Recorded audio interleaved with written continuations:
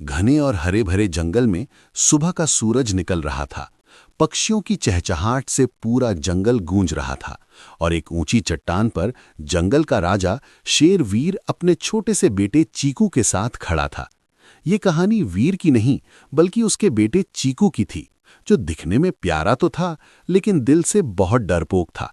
जब जंगल के मैदान में हाथी, बंदर और हिरण के बच्चे खेलते थे तो चीकू डर कर अपने पिता के पीछे छिप जाता और कहता कि वो अपने पापा जितना बहादुर नहीं है।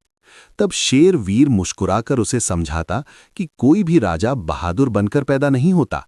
इसके बाद वीर चीकू को जंगल की सैर पर ले जाता और उसे सिखाता कि जंगल में सिर्फ ताकत नहीं बल्कि समझदारी, धैर्य और सही समय की पहचान सबसे जरूरी होती है।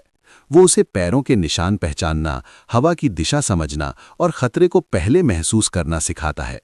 तभी अचानक जंगल में अफरा तफरी मच जाती है और सभी जानवर डर कर भागने लगते हैं, क्योंकि एक खूंखार जंगली भेड़िया जंगल में घुस आता है।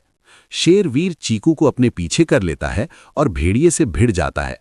भयानक लड़ाई होती है जिसमें वीर भेड़िए को रोक तो लेता है लेकिन खुद बुरी तरह घायल होकर जमीन पर गिर जाता है और कमजोर आवाज में चीकू से कहता है कि अब तुम्हें ही सब संभालना होगा। ये देखकर चीकू डर और दुख से रोने लगता है और कहता है कि उसे बहुत डर लग रहा है। तभी उसे अपने पिता की बातें याद आती हैं कि हिम्मत का मतलब डर का ना होना नहीं बल्कि डर के बावजूद आगे बढ़ना होता है।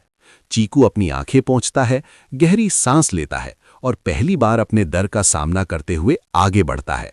उसकी आंखों में अब डर नहीं बल्कि आत्मविश्वास होता है। वो पूरी ताकत से दहाड़ता है जिससे पूरा जंगल गूंज उठता है और भेड़िया घबरा जाता है। चीकू अपनी समझदारी से आवाज और पत्थरों का इस्तेमाल करता है और भेड़िया डरकर जंगल छोड़कर भाग जाता है। खतरा टलते ही सारे जानवर वापस लौट आते हैं और चीकू को सम्मान की नजर से देखते हैं। तभी शेर वीर उठकर अपने बेटे को गले लगा लेता है और गर्व से कहता है कि आज तुमने साबित कर दिया कि तुम सिर्फ मेरे बेटे ही नहीं बल्कि जंगल के असली राजा बनने लायक हो। अगली सुबह सूरज की रोशनी में शेर वीर और चीकू फिर उसी चट्टान पर खड़े होते हैं, लेकिन इस बार चीकू के चेहरे पर डर नहीं बल्कि आत्मविश्वास होता है।